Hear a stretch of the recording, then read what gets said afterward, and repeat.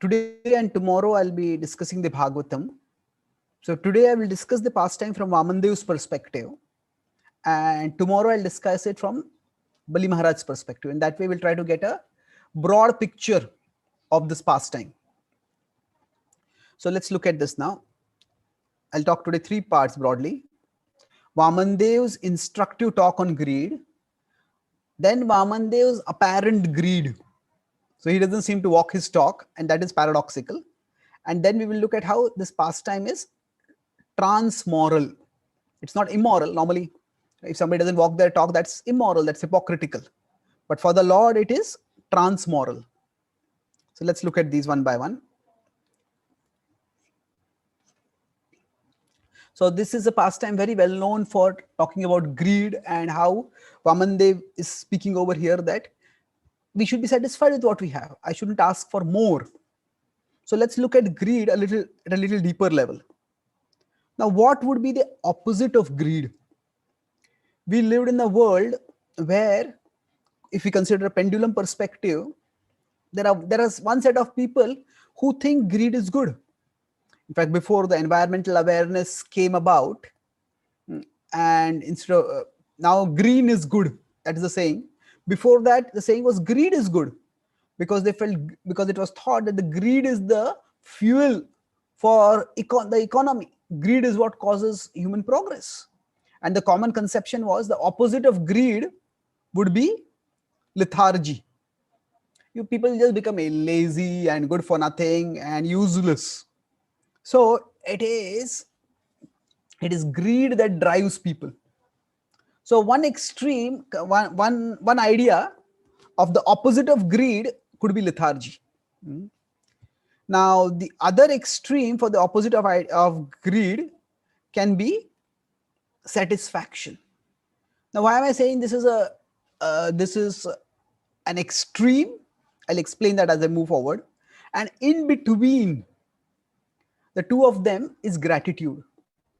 So you might have a question about what is the difference between gratitude and satisfaction, and I'll come to that in due course. But let's first look at the lethargy. Now, lethargy is indicative of the mode of ignorance. If we are lazy, then we just don't do anything at all, and that is unhealthy. That the Bhagavad Gita is very clear, is nidra alasya pramadottam tattamasa mudaharatam. In 1839, it says that nidra alasya is laziness, sleepiness, intoxication. All these are unhealthy. So if people think that the opposite of greed is lethargy, that having no drive, having no ambition, just being passive, living like a vegetable, so that is unhealthy. Now lethargy and laziness, they are more or less similar. Depending on how the words are used, they have slightly different connotations. So, but overall, what is the result of lethargy, laziness or lethargy? We'll treat them as equivalents for our discussion today. So laziness, those who are laziness basically is characterized by the persons who have laziness. They do nothing. Laziness does nothing, gets nothing, and reduces us to nothing. Now, as I said, people who are lazy, their existence can become like a vegetable. And there is externally, sometimes those who are in the mode of goodness and those who are in the mode of ignorance can appear similar. Those who are in the so there is the example of the Avdhut Brahmana in the Srimad Bhagavatam. The person who has Ajgar Rutti, the python mentality, just sits, and whatever comes, idrucha chopapannam, whatever comes by idrucha labha santushto, that whatever comes of its own accord accepts. Such a person is physically inactive, but is internally, intellectually and spiritually very active. So both goodness and ignorance may be characterized by less activity externally, but the internal is hugely different. Internally, there's very focused, purposeful, and vibrant activity in goodness. And in ignorance, there is very random, distracted, purposeless activity in the mode of ignorance, where You just click this link or think about that thought, worry about that thing. So if we are lazy, then laziness is if we do nothing, we get nothing, because the world is reciprocal. If we are not doing much, we are not going to get much, and eventually our very existence becomes nothing. So in order to be not greedy, if we misunderstand and become lazy, that is unhealthy for our spiritual life. Of course, it's unhealthy for our material life also. Now let's look at the other point of satisfaction. Now we are often say be satisfied. And yes, it is good to be satisfied. Krishna also talks about manaha prasad saumyatvam, satisfaction as an austerity of the mind. He talks about this in 17:16 in the Gita. But it is not so easy. Why is it not so easy? Because one reason is we can't know whether what we have will be enough. In the world, we are always vulnerable due to our mortality and fragility. Say, if somebody wants to maybe do more surveys and they want to retire from their job and they want to have some financial security. Now, how do you know how do we really know how much security is enough? So it's very difficult to know that. We may think it is enough at one time, and then afterwards we find that okay, the stock prices fall, the savings go, say the economy goes into recession, this goes wrong, that goes wrong, and okay, I thought it was this much, but then it's become this much only. So it's very difficult for us to know, so to know how much will be enough. Now I'm not talking here in terms of say greed, where I'm craving more and more for my gratification. We may crave more for our gratification, we may seek more for our survival also, survival and sustenance also. So how much is enough and how much is too much? Say now in the pandemic, initially there was almost like a mania to get maybe sanitizers and masks and some stuff like that. So so now because of that, things, they ran out of the stock in the markets. So then now, do we blame people if they stock for a long time? Well, what if there's a long time lockdown and they don't have the sanitizers, they don't have it? But what if they take so much and then the medical caregivers, they don't have enough, or other people don't have enough? So it's not so easy to know. It's not, we can't presume that somebody who is seeking more is simply seeking it out of greed. Now, in general, when we start our spiritual life, we start with often black and white things. If you're craving for more, that's greed. If you're not seeking more, then you are spiritually advanced. Well, okay, there is truth to that, but it is not that simple. Why somebody, one of the critical teachings of the Bhagavad Gita is not just what someone is doing, but why they are doing. That is to be understood. So it is difficult. We all say, it is, Prabhupada quotes in this purport that what is our quota? It's difficult to know. We should not take more than our quota, but what is our quota? That is not so easy to know. So now here, that's why if you're told be satisfied, well, how do I know what I have enough to be satisfied or not? So if you look at Srila Prabhupada's purport in that verse 17:16, when you talk about Manaha Prasada Saumyatvam, from that we can look at this difference between, it hints at that difference. So what is gratitude? I can't know whether what I have is enough. But what I can know is what I have is much more than what so many others have. If we just have the basic necessities of our life taken care of, we are probably among the top 10% elite in the world.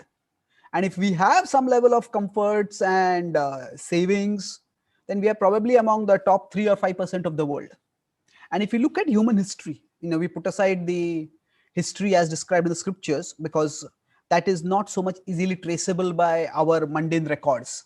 But if you look at the human history for the last 1,000, 2,000, 3,000 years, we are living in relatively far greater comfort. There are no wars constantly breaking out. Our necessities are reasonably taken care of. So even if we can't be satisfied, here I'm equating satisfaction with the idea that what I have is enough. But how do I decide what is enough? So if we consider satisfaction as the feeling that what I have is enough, then it is difficult to be satisfied. But if we shift to gratitude, and by gratitude, what I have is so much more than what so many other people have. That doesn't mean that I look down at them or I mock them or I pity them, but I am in a fortunate position. So what we have is so much more than what others have. That can be the basis of gratitude. So even if we can't be satisfied, we can still be grateful if we appreciate what we have. So now, so I started the pendulum of the difference between greed, and the opposite of greed is not lethargy. The opposite of greed, if we think of it as satisfaction, it might be difficult for us to cultivate satisfaction. But if we consider the opposite of greed as gratitude, then it's very much possible to cultivate gratitude. So in every situation, there'll be things that we have and there'll be things that we don't have. So if we learn to look first at what we have and then at what we don't have, then it's relatively easier to cultivate gratitude. We can't avoid looking at the things we don't have, and the world is going to aggressively show us the things that we don't have. That's what the advertising industry does. But if we make conscious effort to look at what we have, then we can be satisfied. We can be grateful, and that gratitude can also lead to certain level of satisfaction. So we can all cultivate gratitude. So now greed. Now some people, as I said, one extreme, people think of the opposite of greed is lethargy. If you're not grateful, sorry, if you are not greedy, then you will become lethargic. People say you should have ambition, you should have some drive, you should have some purpose in life. So, and people sometimes we may equate greed with ambition. However, so the two are not the same thing. Why is that? Because ambition leads to balanced, holistic growth. Just like the body, it grows. We were all unicellular organisms at one stage in our mother's womb, and now millions and millions of cells in our body. So, and all that has happened because of growth. So ambition leads to healthy growth, and that is just a natural condition. We all want to grow, whatever situation we are in. We want to grow. We want to grow socially. We want to grow financially. We want to grow in terms of our service and contribution. That's just natural. But greed leads to disproportionate growth. That is like cancer. Cancer is also growth, but the problem with the growth that is cancerous is that it is disproportionate and destructive. One part grows at the expense of everything else. So if we become obsessed with money so much that we start neglecting everything else, then it is a problem. So to not have money is a problem, but to not have anything except money can be a bigger problem. So greed is disproportionate growth, and that has to be avoided. So the problem with greed is it will never be satisfied. When there is greed, greed overvalues what we don't have and it devalues what we have. So if we consider from that perspective, greed and gratitude are opposite. When we try to cultivate gratitude, we look first at what we have and appreciate it. But when there is greed, it controls our mind, it controls us, so that we compulsively keep looking at what we don't have. And that way, it devalues what we have.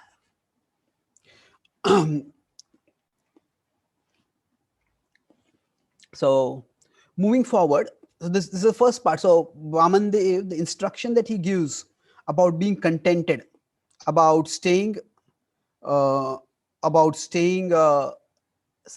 not being greedy, not craving for more than 3 steps. So that is the core point is very valid and valuable. That if somebody is greedy, then they are creating misery for themselves. So basically, we can be in a situation, in every situation, what we have, there's something that we have, there's something that we don't have. Now, if you consider here, greed keeps looking at what we don't have, which is always more, and gratitude looks at what we have. And that way, there is a problem that comes up. So if we consider our heart to be like a garden, then greed is like a weed. And if you don't uproot it in time, it will destroy the entire garden of our heart. Greed will overpower everything, overshadow everything. Greed can overshadow not only our spirituality, it can overshadow our family relationships, our friendships, our health. The people who become compulsive about their work and the wealth that the work can provide them, it can destroy everything in their lives. Many times people lose their health to gain wealth in their youth, and then as they come to middle age and later, then they lose their wealth to regain health, and in the end they end up with neither health nor wealth. That's how death comes upon all of us. So greed is unhealthy. That was the first point. Now Vamandev talks about how we should not be greedy, but then is Vamandev himself greedy? What is this greed? Let's look at that. So this particular pastime illustrates something which is going on, which is subtle. So Vishwanath Chakravarti Thakur in his commentary talks about how dharma and adharma are inverted over here. So let's look first at adharma as dharma. The right side, let's look at first. So what happens is that when Vamandev comes to Bali Maharaj, Vamandev says, "Oh Bali Maharaj, you belong to such a glorious dynasty where no one has ever refused to give charity." Now, is that really true? Well, actually, Hiranyakashipu was not a particularly charitable person. And he also glorifies Bali Maharaj's ancestors by saying that Hiranyakashipu and Hiranyaksh, they were so powerful that Vishnu became terrorized and Vishnu ran and tried to hide here and there. And then he says, because of the power of those two brothers, Hiranyaksha and Hiranyakashipu, Vishnu went and hid in the heart so that they could not catch him. So this is actually something which is spoken in a lighter vein. So the scripture is contextual, and we have to understand what scripture is teaching. We have to look at the content of what is spoken and the context of what is spoken. So if we don't look at the both, then we may misunderstand. Context can be so critical for comprehending content that sometimes even the absolute truth may not speak the absolute truth. So here Vamandev is speaking his absolute truth, but what he's speaking is not necessarily the absolute truth. That Vishnu did not hide in the heart because of fear of Hiranyaksha or Hiranyakashipu. He's eternally in the heart. And Vishnu was not afraid of either of them. But he's just having fun. Just like, say, Krishna, while urging the Vrajavasis to stop worshipping Indra and start worshipping Govardhan, he talks about karma mimamsa, which is not an actual conclusive understanding of the philosophy. So why does he speak that? Because he has another purpose over there. From his purpose perspective there, he is concerned more about inciting Indra than being necessarily speaking something illuminating. So context will determine whether the absolute truth is also speaking the absolute truth or not. So then sometimes dharma may be adharma. So this pastime is bewildering because Vamandev will actually accuse Bali Maharaj that you have failed to give charity. And no, not only that much, he has him arrested and humiliated in front of his family, his courtiers, his generals, his citizens, everyone. Why would somebody do like that? So there is this Vamandev seems to be cheating over here. And the gopis also speak this, that Krishna, you cheated Bali Maharaj. So what is this deceptiveness? So imagine somebody goes to a shopkeeper and says, this is a very difficult time. Can you please give me charity? Okay. Can you give me some grains and charity? Okay. They say, ask for 3 handfuls of charity. Okay. Is it 3 handfuls? Sure, I can give that much. And then suddenly they make their hands bigger than giant trucks. And then they don't give that much charity. Say, you are cheating. You failed to honor your word. So what is Vamandev doing over here? So God is normally considered to be, the very word God is associated with good. So God is considered to be honest and glorious. So why would he do something like that? So this is a Leela going on, and we'll see everything that the Lord does is to get into that role to deceive. So first of all, how does he deceive? He is of his size. He's a dwarf. Vamana means small. So if somebody is small, their footsteps are also going to be small. So that creates the illusion that actually he doesn't want much. I mean, on top of that, he is sorry. He's that coupled with the request that I only seeking 3 steps. That seems that he's not asking for much. And then is he less intelligent because of he's not asking much? No, he actually gives philosophical reasoning. He gives wisdom about how greed is undesirable. And then after speaking all this, after coming in a form, after making the request, and after uh, philosophically explaining that request, then he changes. So you may say this is outright and outrageous deception. However, something more is going on over here. So yes, Vamandev seems to deceive, but there is Vamandev actually blesses. This is a trans moral. It's not immoral. So if you have morality, below morality is immorality, but trans morality is above morality. So immoral, transmoral. So how is this transmoral? So Chaitanya Charitamrita talks about how some of the pastimes of the Lord are Asura Mohan Leela. Asura Mohan means the demons get deluded by the Lord's pastimes. So Asura Mohan, their pastimes are themselves meant to delude. And Krishnadas Kaviraj Goswami talks about this in Chaitanya Charitamrita based on what Jiva Goswami has talked about in the Sandarbhas. And he analyzes how some of the pastimes of the Lord are meant for creating delusion like this. So what happens in these pastimes? So this is, he acted apparently out of greed, and that's what the demoniac people will think. Oh, he's such a deceiver.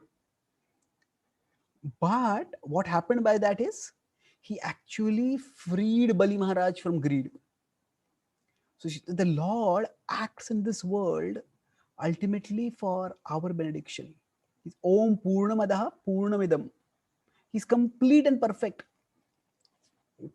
And he doesn't need anything. When he acts in this world, it's for reciprocating love with us and for blessing us. So what the Lord does, it is completely with a pure heart. So he spoke wisdom about how one should not be greedy, and then apparently he acted greedily. But we will see in tomorrow's session how Bali Maharaj was focused not on the Lord's actions but on the Lord's words. And by that, how can you be so unfair to me? He didn't focus on that. He focused on the Lord's words. And he understood that the Lord is acting in this way, but through it, he's freeing me from greed. So just like we have the gopi pastime, the pastime of Krishna with the gopis, that can seem very easily to be a pastime driven by lust. And Krishna and the gopis are meeting at night in a secluded place when they are not in a wedded relationship. And this, you could say, has all the hallmarks of lust. And not only it is infidelity, it is lust, which is illicit. So that is there. But what the Bhagavatam promises, and if we actually sing the Gopi Geet and we contemplate and hear properly, the Bhagavatam says hearing this will free you from lust. Vikriditam rajavadubiridam cha Vishnu shraddhanvito anushunayad tavarnayedya bhaktim param bhagvati pratilabhya kamam rudrogamashva apahinotya chirena dhiraha. So Krishna's actions seem to be driven by lust, but by hearing, if we say we feel agitated and if we just hear the recitation of the Gopi Geet, or we sing it ourselves, it's so sweet, it's so uplifting. We may ourselves feel our mind calming down by that. So we do see the anarthas can decrease in our hearts by we hearing about this pastime properly. So of course, if we look at the imagery, that might not pacify us so much, but anushunayad, hearing about it properly, that can calm the lust within us. So similarly, Bali Maharaj doesn't rely on his eyes. Through his eyes, he would have felt this was outrageously unfair. what Vamandev did, but he saw with his ears, he heard that the Lord is acting for my benefit. The Lord spoke how greed is bad and how we should be contented, and now he is giving me an opportunity to walk that talk. Instead of demanding from the Lord, why are you not walking that talk? He is walking that he is seeing the opportunity to walk the talk. So in this way, what does the Asur Mohan Lila do? It increases the delusions of the deluded, and it increases the convictions of the convinced, convinced or convicted. So convinced actually. So that same point, and this is how the Bhagavad Gita is. Bhagavad Gita is actually ye tha mam prapadyante tam sathaiva bhajamyaham mama vartamanu vartante manushyaha partha sarvashaha.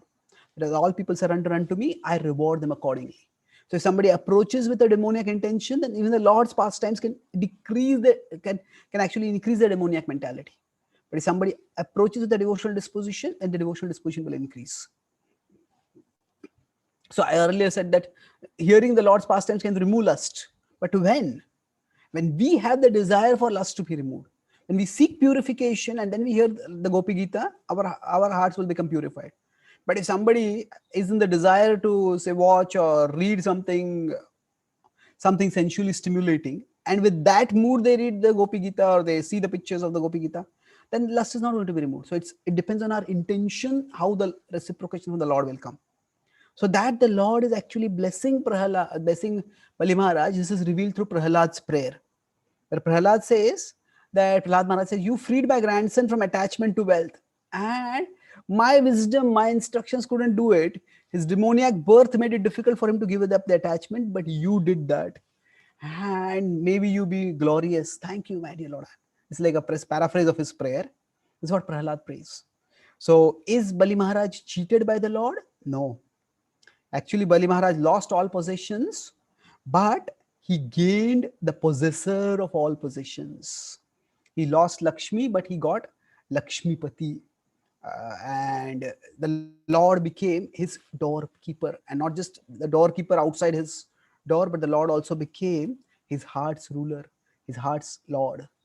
And what Bali Maharaj went through in this dramatic pastime is puzzling and dramatic pastime that I will discuss in tomorrow's session.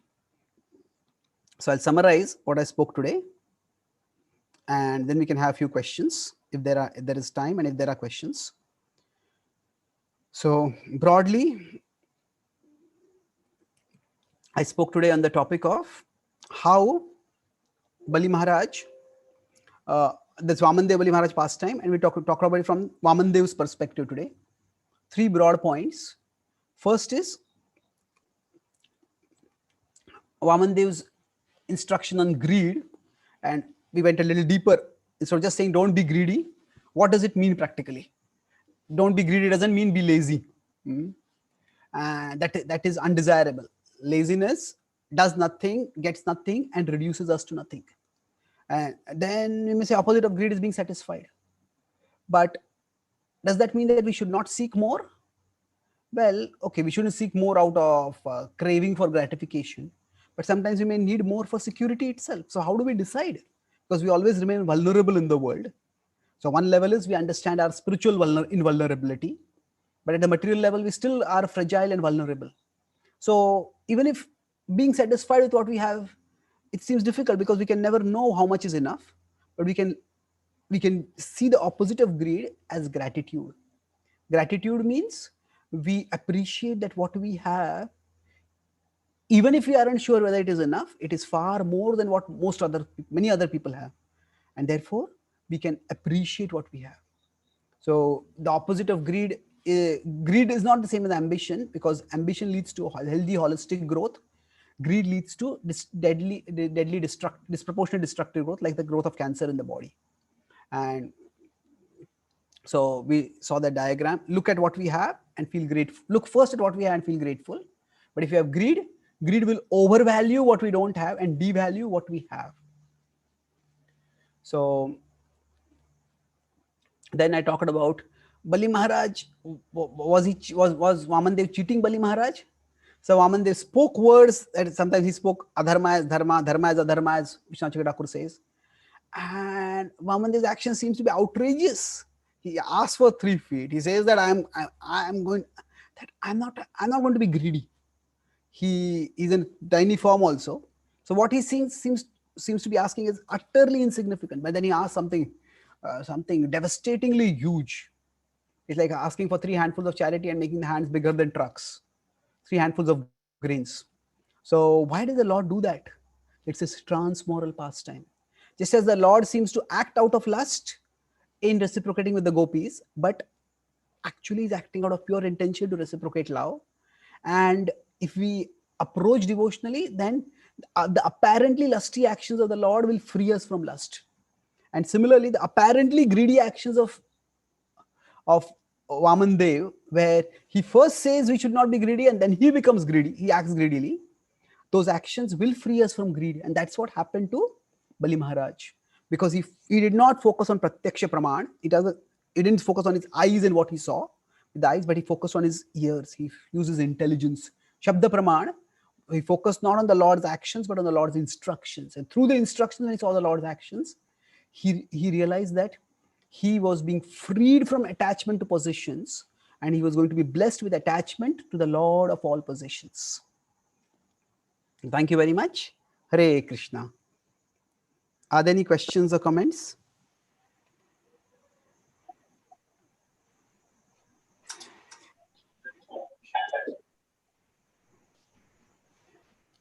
Mm-hmm.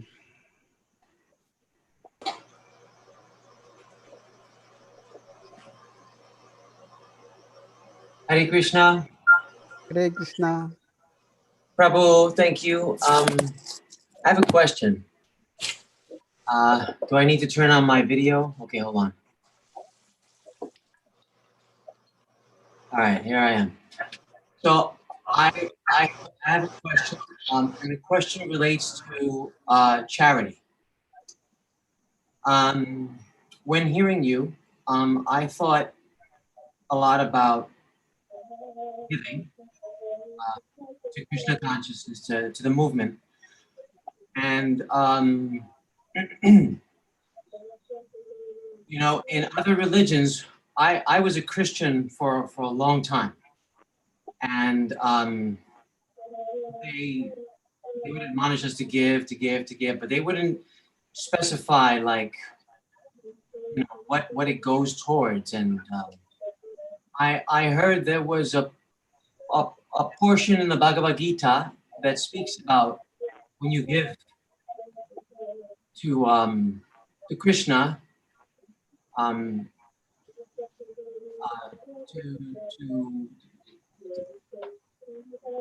Krishna, whether it be the devotees of Krishna consciousness or to the movement. Can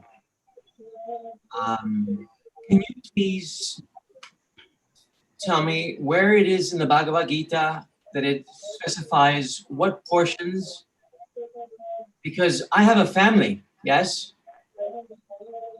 and I like to know where in the Bhagavad Gita does it speak about which portion do I, because I have a family to take care of, so I want to make sure that I take care of my family as well.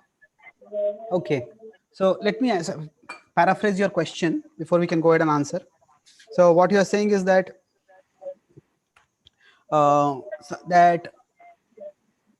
is there any scriptural prescription of how much charity we should give? Because we have our other responsibilities, including family responsibilities. So you also said that in other religions, in Christianity, there was an insistence on giving a particular percentage, but there was not that much explanation of where that money went. So, Exactly. so two things I would say that the Bhagavad. Can we mute everyone else, please?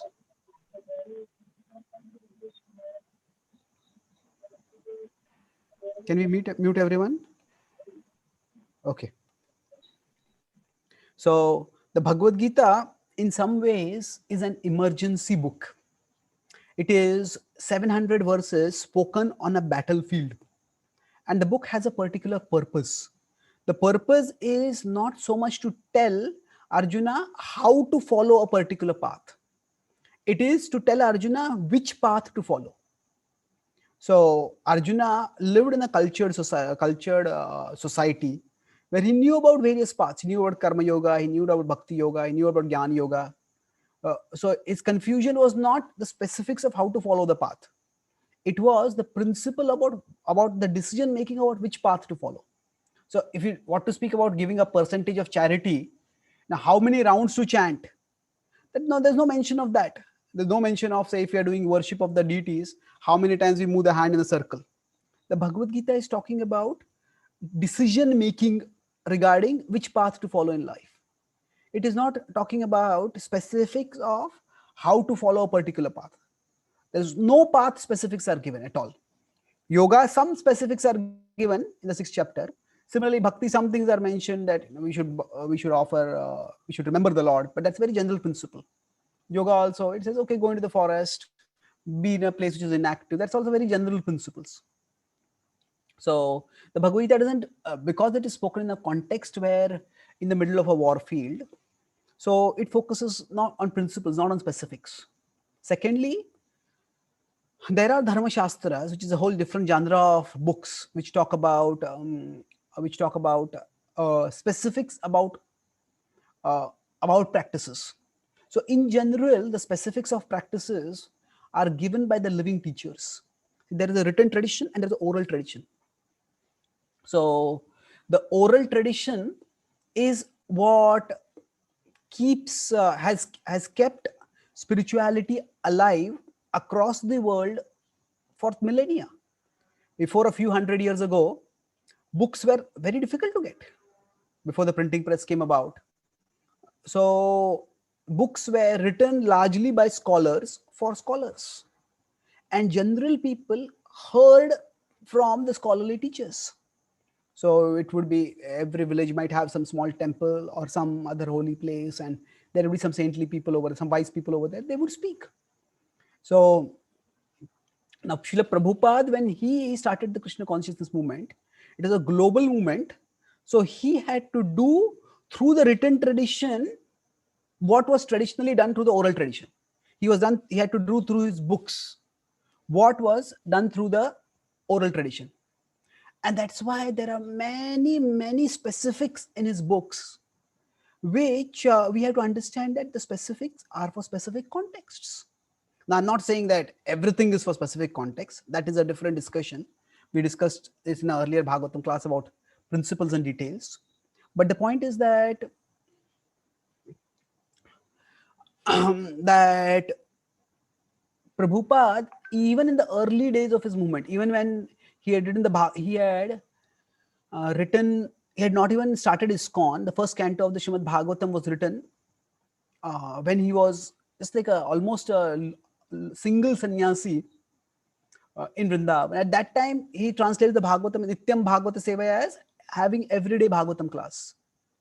So that is his emphasis on the oral tradition. And even when the devotees were very new, he started asking them to give classes.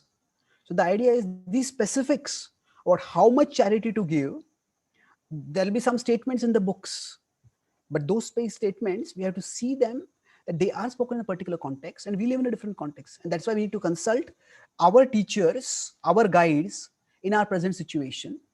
And then we can, based on an assessment of our situation, in consultation with others, decide how much charity to give.